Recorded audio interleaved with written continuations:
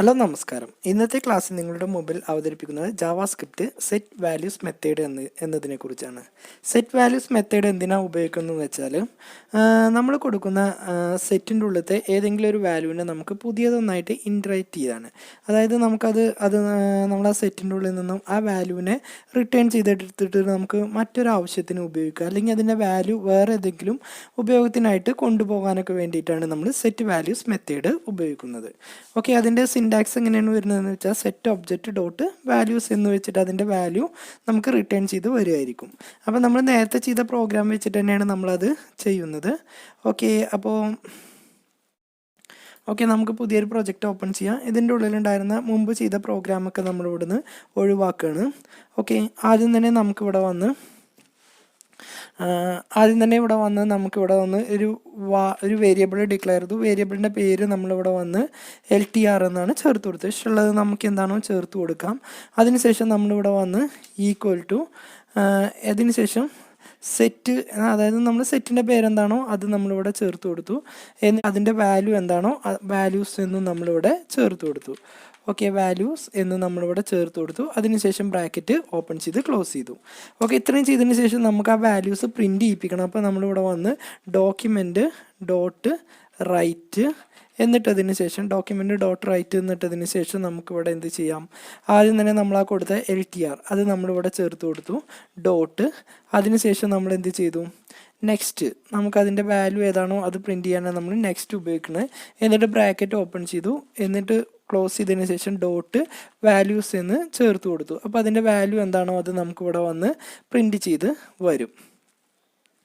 Okay, അതിൻ്റെ value എന്താണോ അത് നമുക്ക് അവിടെ വന്ന് പ്രിൻറ്റ് ചെയ്ത് വരും.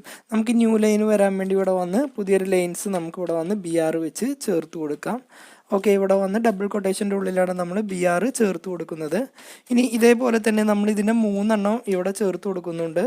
ഓക്കെ, ഒന്നാമത്തേതിൽ ആദ്യത്തെ വാല്യൂവും, അതേപോലെ രണ്ടാമത്തേൽ സെക്കൻഡ് വാല്യൂവും, മൂന്നാമത്തേൽ തേർഡ് വാല്യൂ ആയിട്ടായിരിക്കും നമുക്ക് പ്രിൻറ്റ് ചെയ്ത് വരും. അപ്പോൾ നമ്മൾ ഈ 3 വാല്യൂ ഇവിടെ ചേർത്ത് കൊടുത്തു. ഇത്രയും ചെയ്തതിന് ശേഷം നമുക്കിതൊന്ന് സേവ് ചെയ്ത് റൺ ചെയ്യിപ്പിക്കാം. ഓക്കെ, അപ്പോൾ നമുക്കിവിടെ സ്ക്രീനിൽ ഡിസ്പ്ലേ ചെയ്ത് വരും HTML, അതേപോലെ CSS, അതേപോലെ ജാവാസ്ക്രിപ്റ്റ്.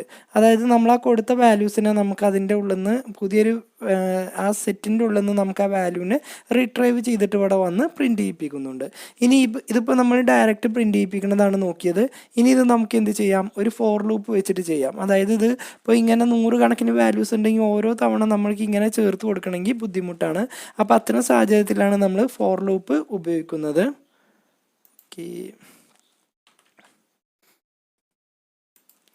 ഓക്കെ, അതിന് നമുക്കിവിടെ വന്ന് ഫോർ ലൂപ്പ് ചേർത്ത് കൊടുക്കാം. അപ്പോൾ ആദ്യം തന്നെ ഇവിടെ വന്ന്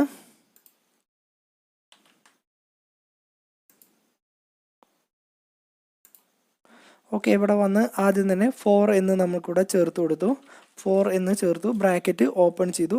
അതിനുശേഷം ലെറ്റ്, ഒരു വേരിയബിൾ ഡിക്ലെയർ ചെയ്യണം. ലെറ്റ് എന്നിട്ടതിന് ശേഷം നമുക്കിവിടെ വന്ന് എലമെൻ്റ് എന്ന് ചേർത്ത് കൊടുത്തു. അപ്പോൾ എലമെൻറ്റ്സ് എന്ന് നമ്മളിവിടെ ചേർത്ത് കൊടുത്തു. എന്നിട്ട് ഓഫ്, അതിനുശേഷം നമുക്ക് മുകളിൽ ഏതാണോ കൊടുത്തത് ആ ലിറ്ററിൻ്റെ പേര് LTR എന്ന് ചേർത്ത് കൊടുത്തു. ഇത്രയും ചെയ്തതിന് ശേഷം നമുക്ക് എന്ത് ചെയ്യാം, അത് പ്രിൻറ്റ് ചെയ്യിപ്പിക്കാം. അപ്പോൾ നമ്മളിവിടെ വന്ന് ബ്രാക്കറ്റ് ഓപ്പൺ ചെയ്തു. അതിനുശേഷം നമ്മൾ ഡോക്യുമെൻറ്റ് ഡോട്ട് റൈറ്റ്, അത് നമ്മൾ സാധാരണ ചെയ്യുന്ന രൂപത്തിൽ തന്നെ ഡോക്യുമെൻറ്റ് ഡോട്ട് റൈറ്റ് എന്നിട്ടു ബ്രാക്കറ്റ് ഓപ്പൺ ചെയ്തു.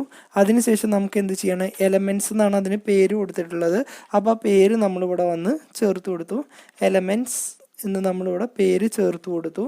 ഇനി നമുക്ക് എന്ത് ചെയ്യാണ്, എലമെൻറ്റ്സ് എന്നിട്ടു. അതിനുശേഷം നമുക്ക് പുതിയൊരു ലൈന് വരാൻ വേണ്ടി ഇവിടെ വന്ന് BR എന്നും ചേർത്ത് കൊടുക്കുന്നുണ്ട്. അപ്പോൾ ഇവിടെ വന്ന് ജസ്റ്റ് BR എന്നും ചേർത്തു.